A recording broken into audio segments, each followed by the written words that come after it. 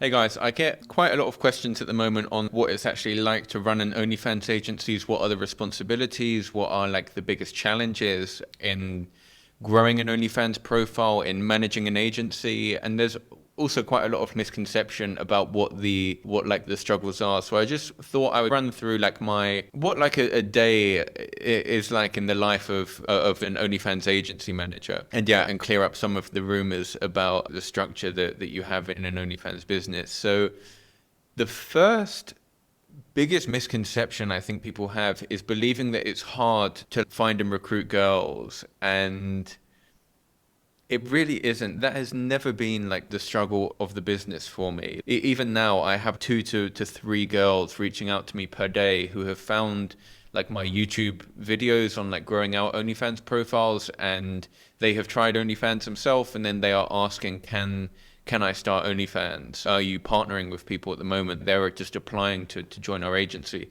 So of course that helps, like that I have, I don't know, a little bit of an audience and so on, and that I can be found by YouTube. And of course it's going to help if you have like access to women in real life, like through one way or another, is going to make the job much faster. But it's also like very easy just by just going out and dating, meeting girls in real life. Like I've recruited multiple women, and they're actually some of like my best performers. As much as I work with models remotely who are like international as well. I do find it far easier to manage girls who in the same country as me. It's just much more easy for me to make them successful.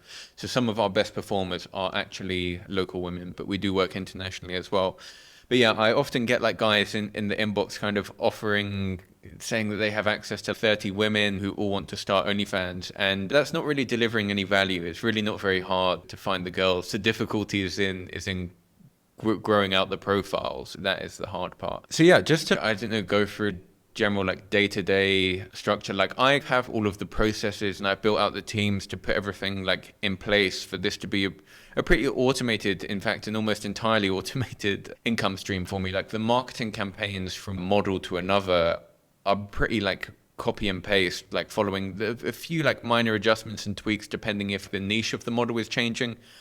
But generally you can just copy and paste and like literally replicate one strategy across all of your girls. So it is quite easy to actually build out processes, build out teams to execute on the marketing campaigns and the marketing strategies. But it definitely wasn't always like that. It took quite a lot of time for us to figure out like what are like the most effective channels, and to optimize the channels and build out processes to make sure that we waste like as small of amount of time as possible. So as an agency, I guess let's get into the core focus of what does an agency actually do.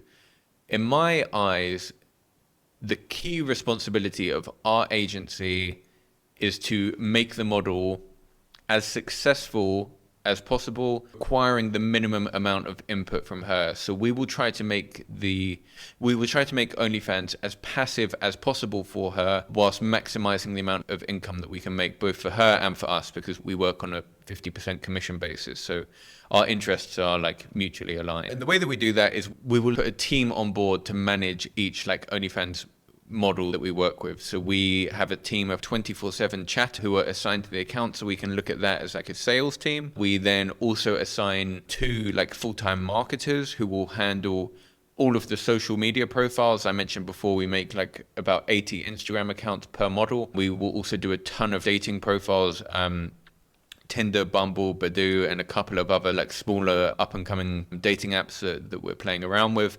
So we do a lot of like content repurposing and republishing on all of these different platforms.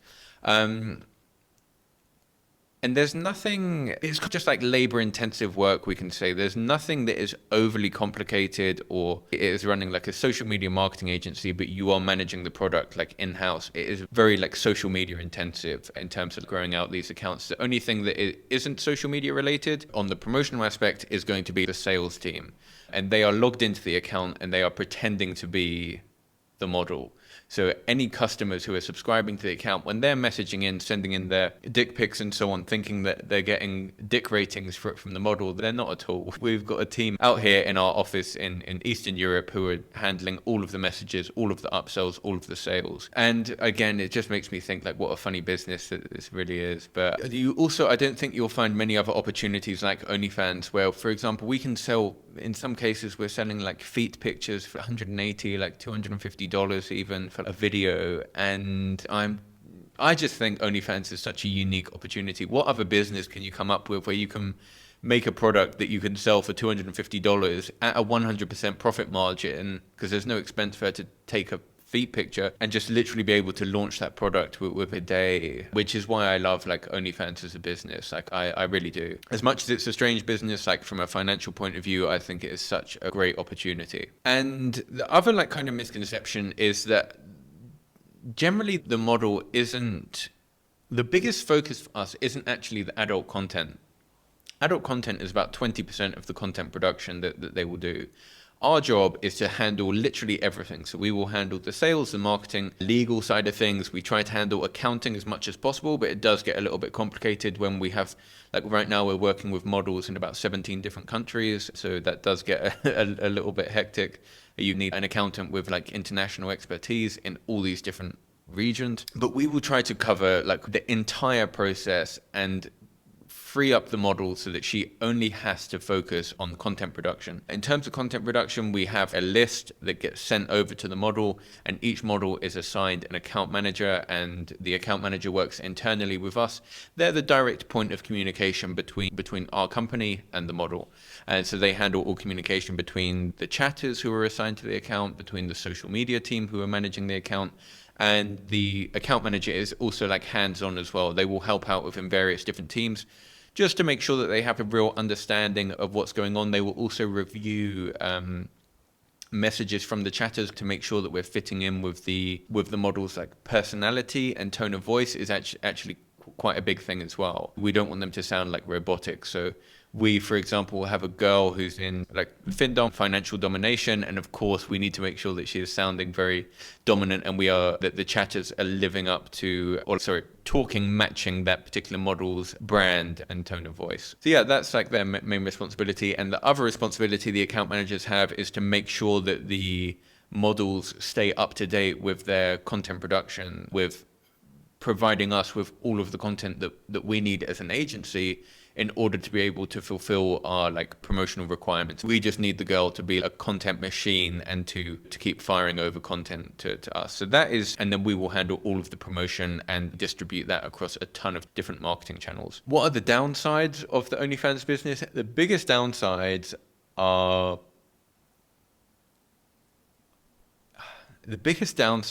also like the biggest upside. So the upside is like working with the girls and how easy that is to sell as a product. But the biggest downside is the management of the girls, particularly if you're managing girls who are working remotely. A lot of it is like managing expectations. So we have a general earnings expectations with all of our girls if they follow our process, which would be like in the first month they would earn, I don't know, 3 to 5k. It's not going to be huge money, but in the second month we'd be expecting around the 10k mark. In the third month about 20k, even up to 25 in some cases. In the fourth month up to 40k, and by like month 6 we're looking at bringing in 50 to 60k per month.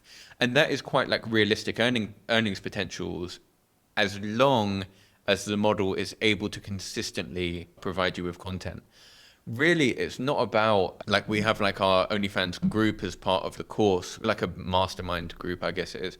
And a lot of guys will post in their models that they have found asking if she is good enough quality. Maybe perhaps they're not sure if she's good looking enough, or if she fits if she'll be successful on OnlyFans. And really, it doesn't actually come down to, like, I put looks second. Like you don't want to be managing like a 10 out of 10 supermodel who's unresponsive and doesn't provide you with any content and isn't fast to provide you with custom videos and content that you need and so on. You will make much more money with a much more like regular looking girl that we can say again, like, it's not about having a supermodel. It's much more about what is the work ethic and the attitude of the girl that you're working with. Are they committed to creating the promotional content that you need? How responsive are they to like the custom video requests? How much content are they actually able to create for you? If a model comes on with, she has an Instagram with a few 100,000 followers, then okay, that does change things slightly. But if we're talking about generally what we offer to all of our OnlyFans girls, which is a level of anonymity, we will create only Instagram accounts for them from scratch. We'll create all of their social media from scratch, which is what we offer as an agency. If a supermodel is starting from zero with us, and then we have a regular looking girl who is also starting from zero Instagram followers, the person who will make the more money, the model who will make the more money, is going to be the one who is most committed to creating the content that we need. It's not going to be down to the looks at all. It's literally going to be down to how committed they are to the opportunity. So the biggest part of the job is actually the motivational aspect, kind of keeping the models committed, because I just explained our numbers. In month one, we're not going to be turning over like crazy money. And in often cases, like the model is expecting that they can do a like minimal amount of work and they're going to pull in 10, 20, 30K per month. And it's not the case at all. OnlyFans has huge earnings potentials, but it's not just going to come on your lap. Perhaps like a few years ago when there was like far less competition, but now it's really like a hyper competitive marketplace. And if you go on like Reddit, for example, on the adult subreddits, it's just literally tons of OnlyFans content creators fighting for a position, like fighting for attention, and you're going to be a part of that market, which is why generally I don't focus on Reddit as like an acquisition channel. We try and find more creative, like early stage platforms where all of the OnlyFans creators haven't quite jumped over there. It's like a key focus for me anyway. But yeah, like a big part is the like emotional management, we can say, of keeping the model motivated, particularly for the first like 60 days. Once we're past that point and we've built up the initial momentum, that is when we would really start to see results. But they are like that is like the critical period in getting a model on board. So the biggest and most time consuming and hardest factor in the OnlyFans business is managing the girls directly. It really is. Keeping them committed to the opportunity and keeping them like keeping them consistently generating content. We need multiple pieces of content every day. After about 90 days, we have like a media vault within OnlyFans, so we actually don't need much custom content from them at all, but we would still need content on the promotional side of things. Because OnlyFans also sees such a high churn rate, as much as it is a subscription business, generally because these guys are making an emotional purchase, we can say, once they have finished satisfying themselves, they will often go ahead straight away and cancel the subscription. And of course, there are like things that you can put in place to reduce the cancellation rate, but regardless, it's an extremely high cancellation rate. If we look at some other like recurring income businesses, like it's generally 30 to 40% on OnlyFans, which would be considered an extremely high churn rate in any other subscription-based business, which is why there's always a lot of emphasis on constantly bringing in new customers. The other point, like I always find, is it's much better to be like completely honest and completely transparent with the models from day one, explaining to them like the OnlyFans really has a compounding effect. Like you're not going to become rich there's no way that we can make you like a millionaire overnight. Even if things go very well on, like the best that I've ever done with launching an OnlyFans model was in the first few days, we had her doing about $500 per day. But that was actually like a one-off case. She did about 15K in her first month, but that was an anomaly. Generally, like in the setup process, we're expecting the girls to do about $100 to $200 per day. Towards the end of the first month, they should be approaching about $200 per day in income. But then you have the subscriptions from last month, plus you've already started to build up like the social proof on the profile. You've built up the audience a little bit. It's starting to look like a more credible OnlyFans account, and that is why we see such astronomical growth when you compare like the month-on-month activity on OnlyFans. In terms of some other like kind of rumors and stuff to go over as well. So yeah, number one, the thing that I see like all the time, do not focus on having the best looking girl, focus on having the most committed girl. You want the models who are very committed to creating content, they're hardworking, they're not lazy, they're in it for the long term, because that is where the money is made. The money is made as if the girl is committed for 6 months, a year, 2 years. That is where you're going to start pulling in like the crazy income. So look for long-term committed women rather than like a 10 out of 10 supermodel who has like multiple sugar daddies on the side and is occupied with like multiple other ventures, she's just not able to give the, at least in my experience, like the full-on attention that is needed in this opportunity. So yeah, look for like the hard-working girls that are really committed to OnlyFans, and you'll see like much higher income compared to going for just like the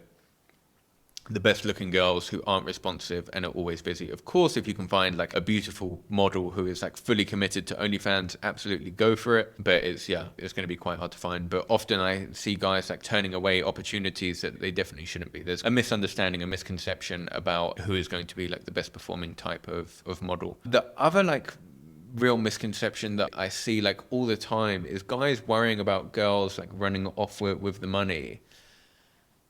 And because the OnlyFans account is in their name, and we're like linking, so we like have a contract with all of our models, but we've never actually had a situation where we had to enforce the contract with any of our girls, because they can see that we are. Okay, so another point to make, sorry, just before going on to that. Generally, I only try to work with girls who have attempted OnlyFans themselves. They weren't successful at it. Maybe they brought in a couple of $1,000s, but generally I try to work with creators who have tried OnlyFans themselves and they didn't quite get the results that they want, and then they come to me asking, can you help me to grow on OnlyFans? And the reason that I love that is because they never question our value. They know that they're not able to do it themselves and that it's not easy to grow an OnlyFans profile, so they're fully aware of the value that we bring to the table. Whereas if you start working with a new creator who has never done OnlyFans before, and you start growing her account very quickly, she thinks it's very easy to do, and she thinks, oh, I can just go and do this myself, which it isn't the case, and they will fail. But of course, it's quite hard to communicate that to the girls. So when you're working with creators that have tried OnlyFans themselves before, your value is never up for question, which is like a real positive for me anyway. So nowadays I only work with creators who have tried OnlyFans themselves before. And yeah, I hear a lot of like guys who are like worried about, oh, what if the girl runs off with the money? And I've never had it happen. As long as you're delivering value and keep bringing in new customers and you're growing the OnlyFans account, there's no sense in the girl running away anywhere. You're growing the profile for them. And there's such a high cancellation, such a high churn rate. Unless the model is able to continue the acquisition channels that you've set up, she isn't, at least in our cases, there's absolutely no way that they are, they would lose about 80% of the subscribers within 2 months. They would literally be back down where they started again. Like, as much as we're not stupid at all and we use like a joint bank account, like I get so many messages asking about like the banking and the financial side of things and how to make sure that people don't get scammed, whereas how to make sure that you don't get scammed as an agency. Whereas if you just redirected that attention into making sure that you deliver a great service to your models and you focus on growing their account and putting together a great campaign for them, there's no reason for them to ever run away or ever question your value at all, because you need to keep bringing new subscribers to the OnlyFans page. Yeah, as an agency, you deliver a huge amount of value to the OnlyFans page, which is why we're able to charge a 50% commission, because we deliver that much value. That if an OnlyFans girl was to do this themselves, we generally see like a 5 to 10x increase on when we take over managing an account. So for them to give away 50%, it still works out way better, because we can just grow the account so much further than they ever can.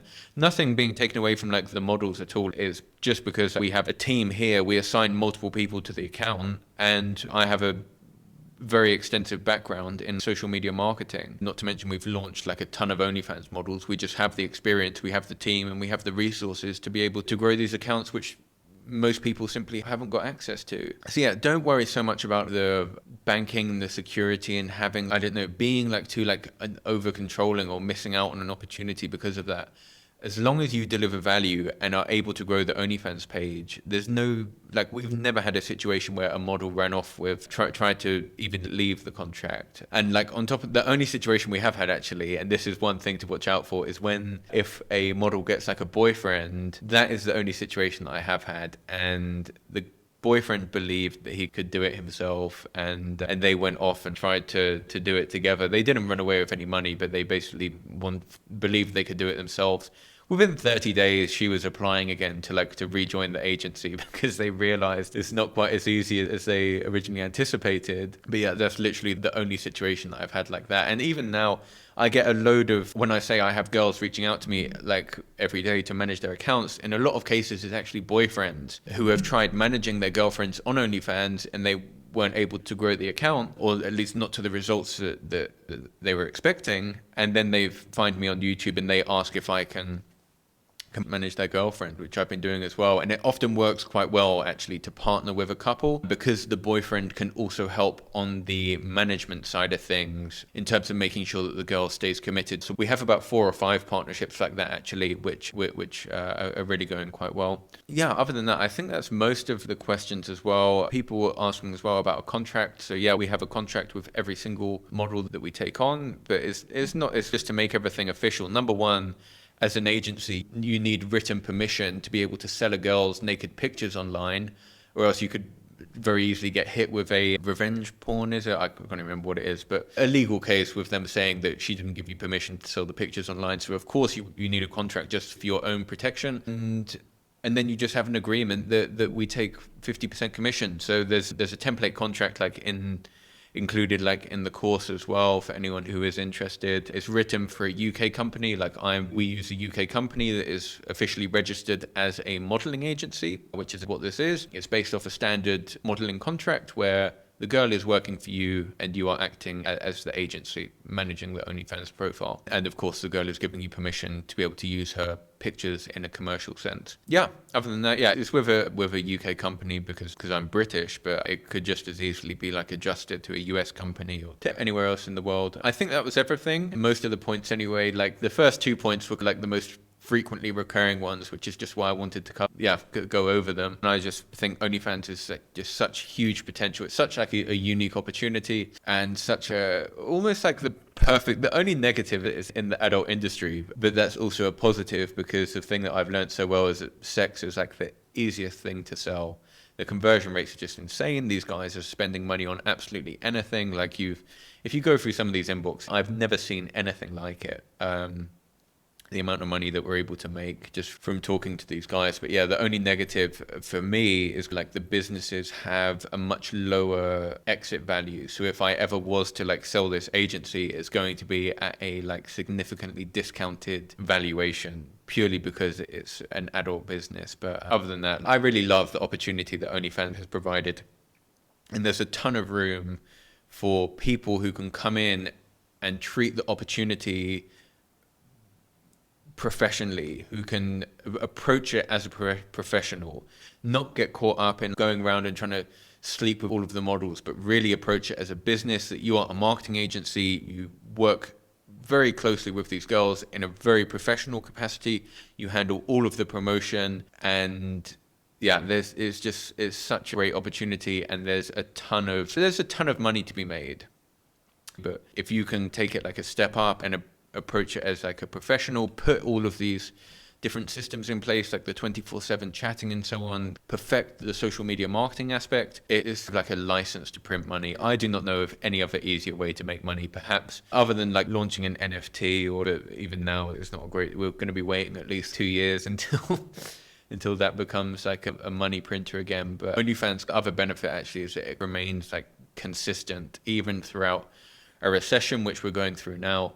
It doesn't stop guys being horny and simping over these girls. So it's surprisingly so, it's quite a stable industry that even times of hardship, even during lockdown, was actually one of the best periods for OnlyFans. When these guys were locked at home and they weren't able to get female attention by going out and so on, it was actually one of the best periods for OnlyFans. Yeah, as much as I don't want another lockdown, I think I would benefit pretty significantly from a financial perspective. Anyway, thank you so much for watching. Yeah, any questions, feel free to leave them below. I hope this was helpful, answered some of your queries about running an OnlyFans business.